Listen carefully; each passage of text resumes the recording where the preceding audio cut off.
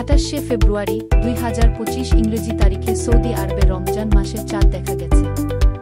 ফলস্বরূপ আগামীকাল শনিবার সৌদি আরবে পবিত্র রমজান মাস শুরু হয়েছে।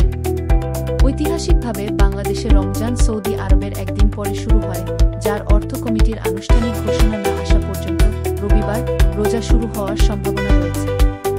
রমজান মুসলমানদের জন্য একটি গভীর আধ্যাত্মিক সময়, যা ভোর থেকে সূর্যাস্ত পর্যন্ত রোজা, বর্ধিত ভক্তি, প্রার্থনা এবং দানশীলতার দ্বারা চিহ্নিত। চাঁদ দেখা কমিটির সভা শেষ হওয়ার পরে বাংলাদেশের জন্য চূড়ান্ত সিদ্ধান্ত নেওয়া হবে।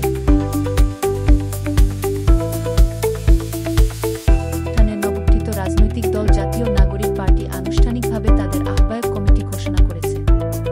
মিম আক্তার দলের আহ্বায়ক ও সদস্য সচিবের নাম ঘোষণা করেন। জাতীয় নাগরিক পার্টির আহ্বায়ক হিসেবে নাহিদ ইসলামকে নিযুক্ত করা হয়েছে, আর আক্তার হোসেন সদস্য সচিব হিসেবে দায়িত্ব পালন করবেন। অনুষ্ঠানে আক্তার হোসেন দলের সাংগঠনিক কাঠামোর মধ্যে গুরুত্বপূর্ণ পদে অধিষ্ঠিত বেশ কয়েকজন ব্যক্তির নাম প্রকাশ করেন, যার মধ্যে বিভিন্ন ভূমিকায় 171 জন সদস্য রয়েছেন।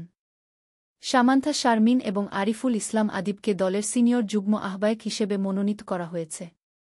এছাড়া নুসরাত তাবাসসুম, মনিরা শারমিন, মাহবুব আলম, সারোয়ার তুষার, মুজাহিদুল ইসলাম শাহিন, তাজনুভা জাবিন, সুলতান মুহাম্মদ জাকারিয়া, আতিক মুজাহিদ, আশরাফ উদ্দিন মাহাদি, অর্পিতা শ্যামা দেব, তানজিল মাহমুদ, রবিউল ইসলাম, আতিক মুজাহিদসহ 16 জনকে যুগ্ম আহ্বায়ক হিসেবে নিযোগ দেওয়া হয়েছে। প্রেসিডেন্ট ভলোদিমির জেলেনস্কির মধ্যে উত্তপ্ত বাক্য বিনিময় আন্তর্জাতিক কূটনীতির নাজুক এবং প্রায়শই অস্থির প্রকৃতির উপর জোর দেয়, বিশেষ করে চলমান রাশিয়া ইউক্রেন সংঘাতের প্রেক্ষাপটে। এই ঘটনা থেকে কিছু গুরুত্বপূর্ণ তথ্য এখানে তুলে ধরা হল। খনিজ চুক্তি এবং ভূরাজনৈতিক উত্তেজনা। এই বৈঠকের উদ্দেশ্য ছিল একটি খনিজ চুক্তি স্বাক্ষর করা, যা রাশিয়ার সাথে উত্তেজনা কমানোর দিকে একটি গুরুত্বপূর্ণ পদক্ষেপ হতে পারে। তবে ট্রাম্প এবং জেলেনস্কির মধ্যে মতবিরোধ তুলে ধরে যে কিভাবে অভ্যন্তরীণ এবং আন্তর্জাতিক রাজনৈতিক চাপ এই ধরনের প্রচেষ্টাকে জটিল করে তুলতে পারে। ট্রাম্পের সতর্কীকরণ। তৃতীয় বিশ্বযুদ্ধের জন্য জুয়া কি সম্পর্কে জেলেনস্কিকে ট্রাম্পের সতর্কীকরণ সংঘাতের সাথে জড়িত উচ্চ ঝুঁকির প্রতিফলন ঘটায়। এটি আরও ইঙ্গিত দেয় যে মার্কিন যুক্তরাষ্ট্র রাশিয়ার সাথে একটি বৃহত্তর সংঘাতে জড়িয়ে পড়ার বিষয়ে সতর্ক, যার বিশ্বব্যাপী প্রতিক্রিয়া হতে পারে। মার্কিন ভাইস প্রেসিডেন্ট জে.ডি. ভ্যান্সের প্রতি জেলেনস্কির সমালোচনা। ইউক্রেনের যুদ্ধবিধ্বস্ত এলাকা পরিদর্শনের জন্য ভ্যান্সকে জেলেনস্কির আহ্বান কিছু মার্কিন কর্মকর্তার বোধগম্যতা বা প্রতিশ্রুতির অভাবের প্রতি তার হতাশার ইঙ্গিত দেয়া। এই সমালোচনা বৈঠকের সময় উত্তেজনাপূর্ণ পরিবেশে অবদান রাখতে পারে। সংবাদ সম্মেলন বাতিল। নির্ধারিত সংবাদ সম্মেলন বাতিল করা স্পষ্ট ইঙ্গিত দেয় যে আলোচনা পরিকল্পনা অনুযায়ী হয়নি। এটি আরও ইঙ্গিত দেয় যে উভয় পক্ষই প্রকাশ্যে একটি ঐক্যফ্রন্ট উপস্থাপন করতে অনিচ্ছুক ছিল, যার কূটনৈতিক প্রভাব পড়তে পারে। ইউক্রেনের প্রতি ইউরোপীয় সমর্থন। জার্মান চ্যান্সেলর ওলাফ স্কোলজ, ফরাসি রাষ্ট্রপতি ইমানুয়েল ম্যাক্রো এবং ডেনিশ পররাষ্ট্রমন্ত্রী লার্স লোকে রাসমুসেনের মতো ইউরোপীয় নেতাদের ইউক্রেনের প্রতি সমর্থন পুনর্ব্যক্ত করা ইউক্রেনের প্রতি বৃহত্তর পশ্চিমা জোটের প্রতিশ্রুতিকে তুলে ধরে। তবে ঘটনাটি এই জোটের মধ্যে সম্ভাব্য ফাটল প্রকাশ করে, যা রাশিয়া কাজে লাগাতে পারে। রাশিয়ার দৃষ্টিভঙ্গি। পশ্চিমা মিত্রদের মধ্যে মতবিরোধকে রাশিয়ান কর্মকর্তাদের স্বাগত জানানো একটি কৌশলগত পদক্ষেপ।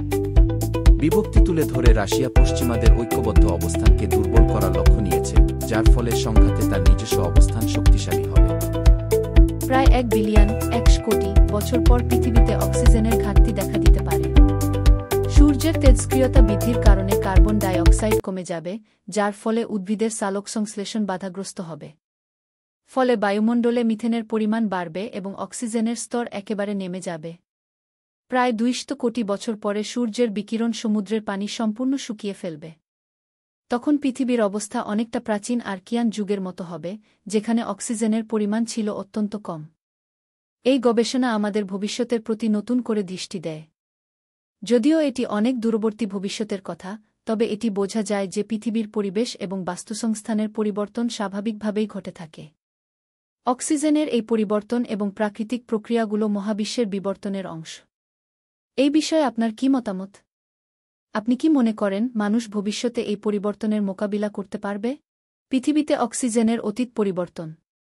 বিজ্ঞানীরা জানিয়েছেন প্রায় 240 কোটি বছর আগে পৃথিবীতে একবার বড় ধরনের অক্সিজেনের পরিবর্তন ঘটেছিল, যা গ্রেট অক্সিডেশন ইভেন্ট ইও নামে পরিচিত। তখন প্রথমবারের মতো সালোকসংশ্লেষণকারী জীব অক্সিজেন উৎপাদন শুরু করেছিল এবং ধীরে ধীরে বায়ুমণ্ডলে অক্সিজেনের পরিমাণ বাড়তে শুরু করে। তবে সেই সময়ও কিছু প্রাণী অক্সিজেনের সঙ্গে মানিয়ে নিতে পারেনি এবং বিলুপ্ত হয়ে যায়। এখন বিজ্ঞানীরা বলছেন, ভবিষ্যতে উল্টো ঘটনা ঘটতে পারে, অক্সিজেন এতটাই কমে যাবে যে পৃথিবী আবার সেই প্রাচীন আর্কিয়ান যুগের মতো